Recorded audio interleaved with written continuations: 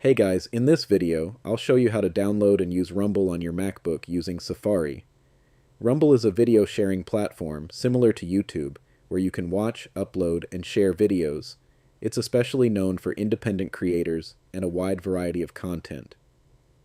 Let's get started. First, open Safari on your Mac. In the search bar, type rumble.com and press enter to go directly to the official website. Once the site loads, you can start browsing videos right away or sign into your account. If you don't have an account yet, click on Sign Up and create one in just a few steps.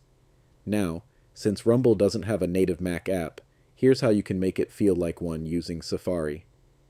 With the Rumble website open, go to the top menu and click on File, then select Add to Dock. You can rename it if you want, then click Add. Now Rumble will appear in your dock, and you can open it anytime just like a regular app.